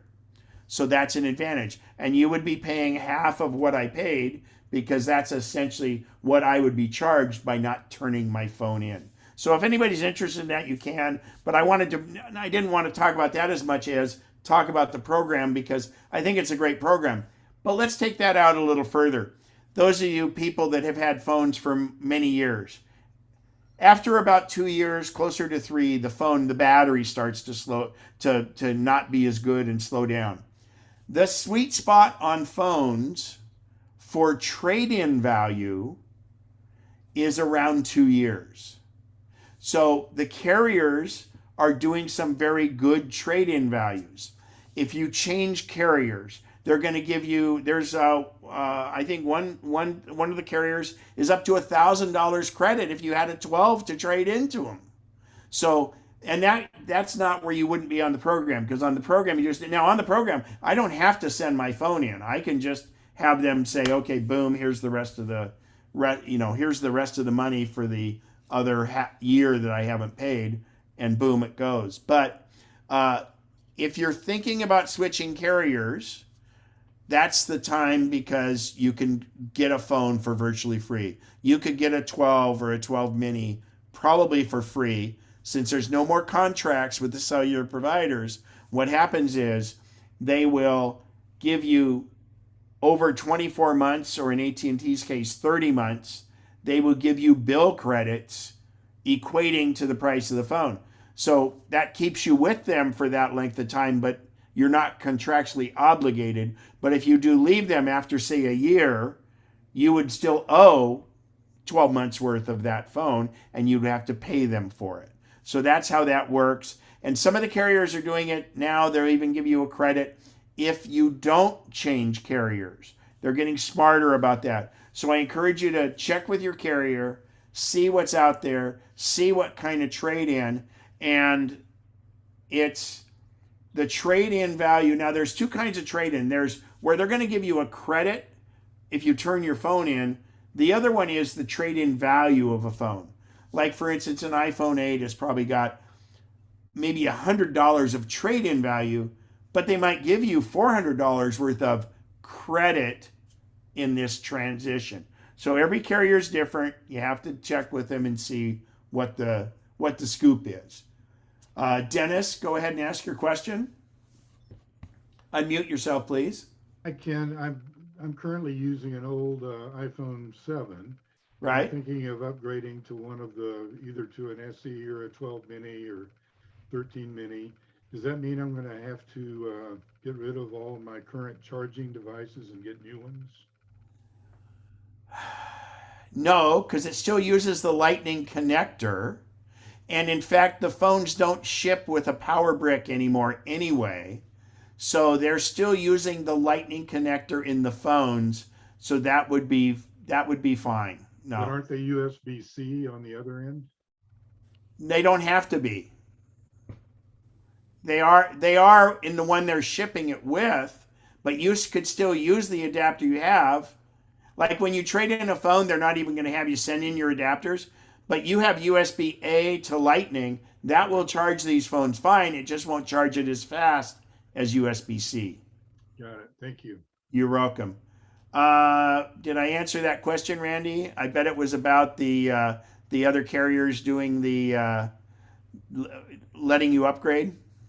Actually, I opted for the loss and theft coverage, plus minus on that. Yeah. So what it is if you're on the upgrade program, or if you get the phone, you can get Apple Care. Apple Care now is offered as monthly or for 2 years. And there's indications that monthly will let you continue past 2 years, but we don't know that. But then there's a secondary one. I believe it's $2.99 a month that gives you loss and breakage protection beyond that. And if you're looking at a Pro where, realistically, you could be into that over $1,500.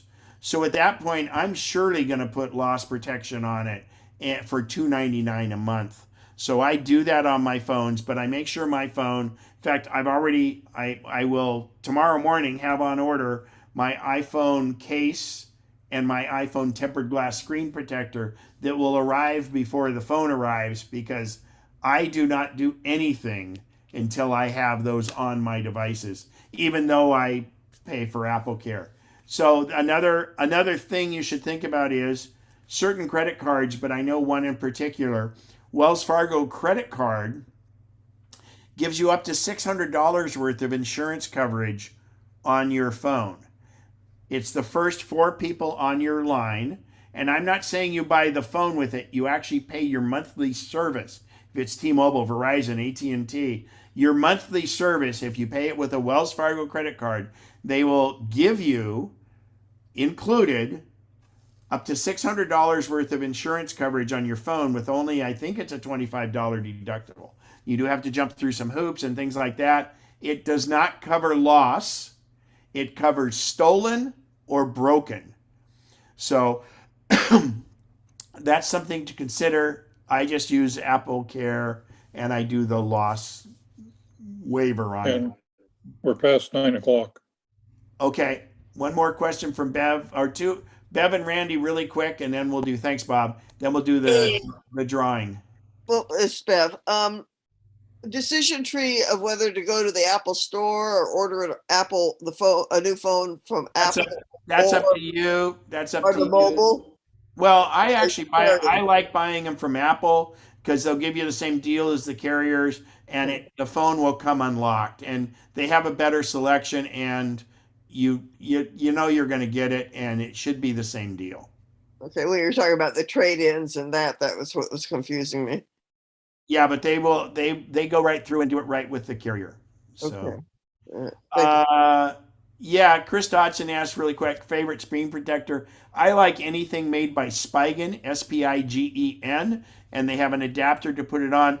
You do not want plastic. You want a tempered glass, and it will say 9H as in Harry, 9H. And I tend to look for ones that say they're oleophobic, which means they won't show your fingerprints.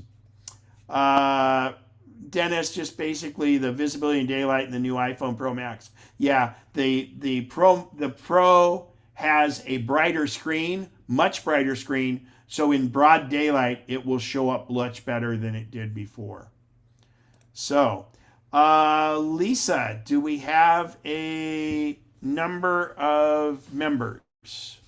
For all members, we're at 318. I got that, 318. And for tonight, we're at 26. 26. Mary will be your co-pilot on that one. Fantastic. And just so everybody knows, we're going to have Siri make the drawing here. We're doing 4 $25 Amazon gift cards, and we're doing 3 $100 Amazon gift cards. All of the first ones are for everyone that's in attendance that's a member, and the last one will be for everyone in the membership in general. And remember, if you win a $25 gift card and all of a sudden you get a $100 gift card, or you happen to win $200 gift cards, you have to give up one of those and we will redraw it. And I would recommend if you win a 25 and a 100, you give back the 25, but that's up to you.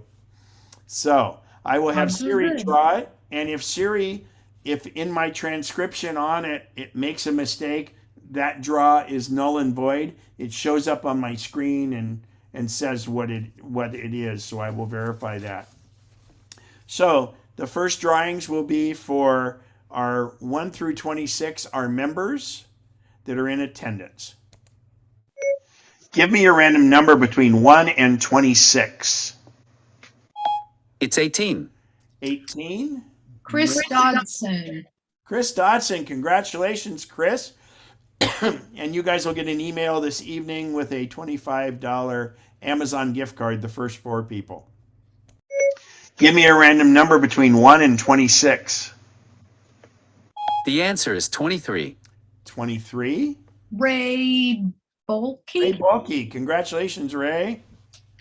All right. Give me a random number between 1 and 26. That would be 6. Number 6. Dennis Irwin.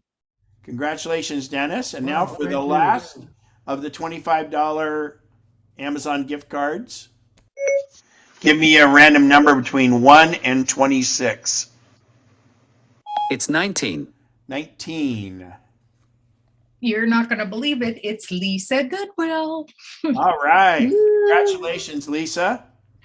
So now we move on to the 1 through 26 for 2 of the $100 gift cards. Give me a random number between 1 and 26. That would be 20. 20, right And you're not above. going to believe it. That's me. Oh, gosh. Congratulations. And Mary has the numbers, so I never see the numbers, so there's no collusion going on here. And that was the first of the 100s, I believe, right? So the second of the 100s. Mm-hmm. Give me a random number between 1 and 26. It's 6. 6. That's Dennis Irwin again. So Dennis, do you want to give up your $25 gift card or your $100 gift card? Let me think that over. Yeah. Okay, time's up. I'm giving up the 100. No. All right, we'll draw again for a $25 gift card. Give me a random number between 1 and 26. The answer is 26. And that is Cheryl. Cheryl, congratulations. So now we have a whole different set of numbers. So if we were to draw 26 again, it wouldn't be Cheryl. It's the entire membership at 318 is in the pool for this. So we will just verify that it's not someone that has won a prize already. So give me a random number between 1 and 318. It's 213. 213. 13 is Doug Klein. Doug Klein. Doug usually is here, but he wasn't tonight. So fantastic, everyone. Yeah, I can do the center stage video. What was the other thing I asked somebody to ask me at the end? Besides center stage? I know, Bev, I was going to look at your screen, wasn't it? Or somebody's screen? Someone else's, I think. Okay, I think she left. So that's fine. I have another question too, Ken, if you have time. Yeah, go ahead. Is everybody else squared away here? We're all good? Great, go ahead. I'm trying to actually do the pre-order thing, and I keep making my selections, and then it doesn't go anywhere. There's nowhere to say, okay, yes, this is what I want. Are you on the upgrade program? Yes, yes. Okay, so are you able to get through any of the screens? Yes, all of them. And then there's nothing. There's no option, and it shows me what I've selected. There's I believe there's five buttons, and then the last button you can't do yet until 5 a.m. on Friday. So I'll have to run through all of these choices again? No, it will store them. It's not doing that. Every time I look at this again, it's started over again. I'm looking on my iPhone, so I'll look on the computer and see if it works better. I did mine on my iPhone too, but yeah, I would restart your iPhone, do that, just try it, and you should be fine. And if not, you can do it and have it ready right at 5 a.m. You'll be able to do that process, and then all of a sudden they'll make it okay. But yeah, I would, if you want to get it right away. Okay.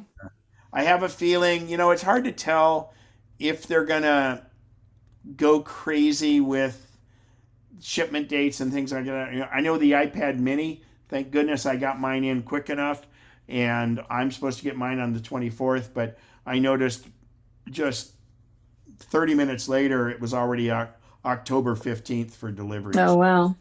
Wow. Okay, thank you. You're welcome. All right, anybody else?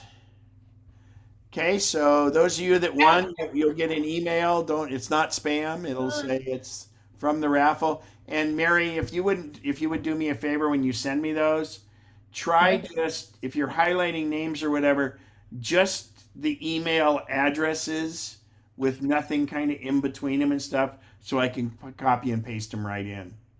Okay. What do you mean nothing in between them? Well, you can do 25 and then just list the 4 email addresses right in a row, and then 100 and then list the other 3 email addresses right in a row.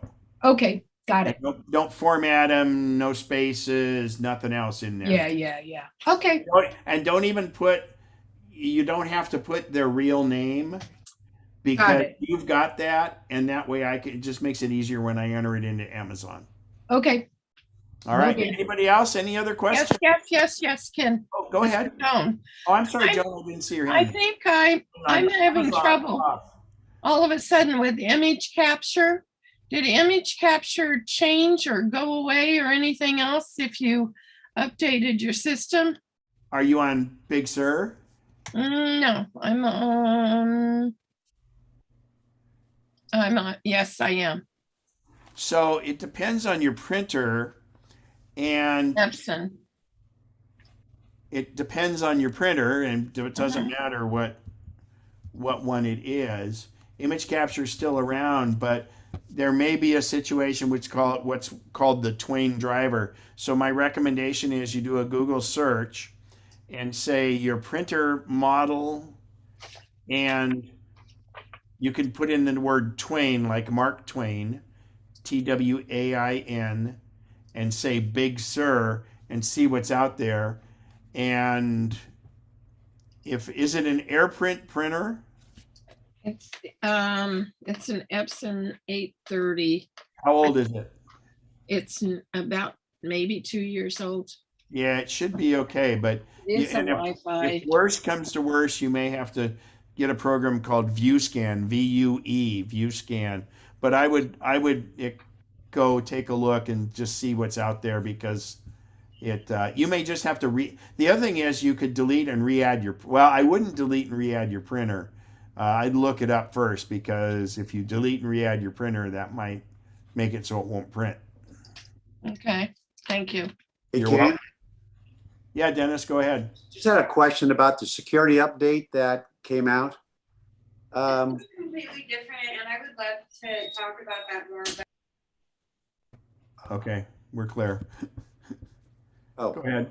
okay. About the security update, which I did on our phones and an iPad and my iMac, but my older iMac, that the update did not show up on the screen when I searched to see if it needed. Yeah, what operating system you're running on that one? I think it's, what is it? If it's prior to Mojave, I don't know if it's available, and they may make it available later. It may not even have the vulnerability, but I would Google that. Okay, that's the problem. It's okay on mine, but yeah, okay, I'll check. Thanks, Ken. Yeah, you're welcome. Thanks for everything. I appreciate it. No problem. Enjoy your new phone that Randy's making you buy. Well, I'm asking him for his credit card, so I'll get it. There you go. Okay. Question? Go right ahead. Do you tend to buy the lens protector would you recommend that for the Pro 13, and how do you take care of the lenses? Well, good question. So the lenses are a sapphire crystal, so they're very scratch resistant, and so I get a case that sticks out far enough that it protects the lenses, because it's like you've got this very wonderful, expensive lens, and then you put a crappy glass protector over it. So I'm not going to tell you not to, but it's just sapphire is really good scratch resistant, and it's very, very, it's crystal basically. It's a sapphire crystal. So and the other key is, everybody should think about this. If I'm out shooting and I want my photo to be good, as soon as I pull my phone out of my pocket, I use the bottom of my shirt to wipe off the lens, because there's nothing worse than taking, like, this picture in the background of me is an iPhone photo, and if I'd had a goober on that would be terrible. So when I take that out, I will always use the inside of my t-shirt or my shirt, the tail of it in the front, and wipe the lens and then take my picture. I make that a habit. And once you get in that habit, it's important. Thank you. And how do you tell screen protectors with it? Here's my thing on screen protectors. In fact, I've already ordered the ones for my iPad mini. Always buy a 2-pack, because instead of $9.99, you're getting 2 for $11.99. And if you only buy one, you'll mess up putting the first one on. If you buy 2, the first one will go on great, and you'll have the second one. But tempered glass screen protectors do crack every so often, and it's nice to have a backup. And I like Spigen, Spigen. There's other great ones out there. And they do have now where they give you a little template to help put them on, and they're great. And how can you tell if the case is going to be thicker than the lens? Yeah, good question. So I think if you look at on Amazon, if you look at the side view, you'll see it looks like the camera bump is out more than it was before. So, but I think the majority, unless it's an ultra slim case, the majority of cases have a lip to help protect you from the camera bump. So, Thank yeah, you. because that's and you know, with Amazon you can send it back if it's not right. But I get, and the other thing is now, for instance, the case I have on my iPhone is a MagSafe, and it's from Spigen, and it's fairly thin. And remember, you don't have to get these huge, thick, waterproof cases anymore because the phone itself is waterproof, but everything it has to do with how well it's protected when it drops, because inevitably it's going to drop. So, great. Thank you. All right, thank you. Okay, any other questions before we go off and I email everybody all their prizes? Okay, good enough. I just sent it off to you, Ken, so Thank let me you. know if there's any trouble with it.